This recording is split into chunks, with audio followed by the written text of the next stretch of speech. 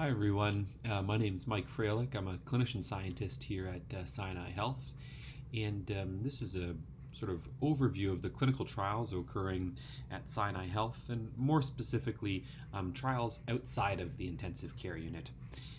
This brief presentation is mainly intended for nurses at Sinai, but share it with anyone who you think might want to learn more about trials.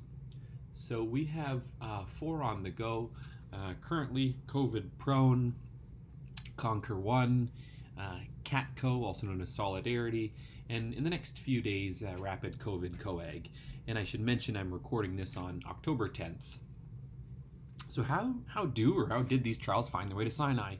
So trials are generally submitted via the principal investigator or a pharmaceutical company. There aren't any trials currently on the go here at Sinai that have been sponsored by a pharmaceutical company. Since April, we received over 20 requests for trials to launch here. So the trials have been reviewed by the COVID Trials Committee. That includes myself and John Flores as the chairs, and then Andrew Morris, Alison McGeer, Jenny Johnstone, John Parker, Gita Mehta, Sarah Jorgensen, and Nellie Amaral. So what do all the clinical trials have in common? They're all unblinded. That means you will know what the patient is getting, and the patient will know what he or she is getting. And none of the trials include a placebo. The primary outcome of all of the studies include mortality. I guess that was the next point. And all of the trials are, of course, of patients hospitalized with COVID-19. If you have any questions about any of the trials, you can contact me here. And in the next few slides, I'll provide a brief overview of each of the studies. First up is COVID Prone. I am the principal investigator of this study along with Amol Verma and Fahad Razak. It's an international trial of, like the name sounds, prone positioning. We're including adults hospitalized with COVID who are on oxygen and able to prone with verbal instruction. The key exclusion criteria are those with a BMI greater than 40, people with dementia and severe delirium. The intervention, as mentioned, is prone positioning, and the comparator is standard of care. If you're curious about how patients prone on their own, you can watch this video link. And then for the nurses, what is your role? So there's nothing specific you have to do. For your patients that are randomized to prone position, myself or a research coordinator will let you know. And if you can encourage the patients to prone, that would be terrific. Next up is Conquer One. This is an international trial. We're now up to over 60 sites, and it's of convalescent plasma, again including people who have COVID and are on oxygen. The key exclusion criteria are people who are intubated or anyone with a contraindication to plasma. The intervention, surprise, surprise, convalescent plasma. It's either as a single dose at 500 milliliters or 2 doses at 250 milliliters. The comparator is standard of care. So what do the nurses need to do for this study? So administering the plasma, just like you'd administer plasma in any other setting, perform study-specific blood work. What are the side effects to watch out for? So it's similar to any transfusion reaction, or similar to any blood product. You're looking for things like fever, rash, shortness of breath. And if you observe those, you can let the physician caring for the patient or their team know. Next up is CATCO or Solidarity. This is also an international trial, including over 450 hospitals around the world.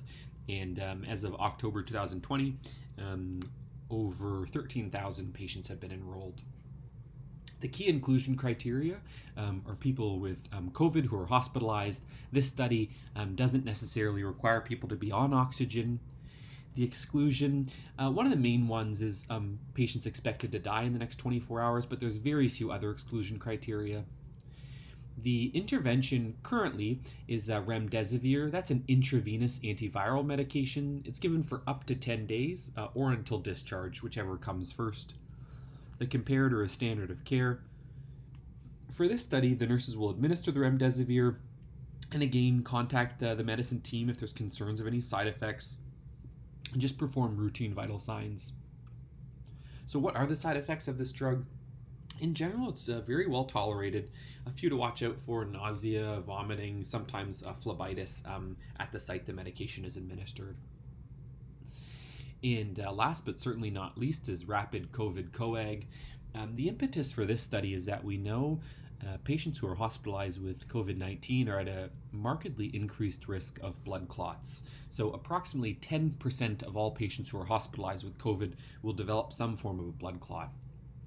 The key exclusion criteria: they have COVID and their D dimer is elevated. That's a blood test. The key exclusion criteria, there's quite a few for this study. I'm just going to highlight the main ones: hemoglobin less than 80, platelets less than 50, if the patient's at high risk of bleeding, if they're on dual antiplatelets and one of the agents cannot be stopped, or if they're already on an anticoagulant. The intervention is full dose anticoagulation with a heparin based product, and the comparator is usual standard of care DVT prophylaxis. What do the nurses need to do? So administering the medication, performing blood work, and also recording the patient's height and weight in EPR. Just a little bit more information about the rapid COVID coag. I'm not going to go through this in detail, but at least it's here for reference in terms of how patients are dosed in the standard care arm and how they're dosed in the therapeutic anticoagulation arm. So thanks so much for listening. As noted, these are the 4 trials underway at Sinai Health. If you have any questions, comments, concerns, don't hesitate to reach out to me. You can email me, you can page me through locating. I'm always happy to talk about these trials. Thanks so much for your time.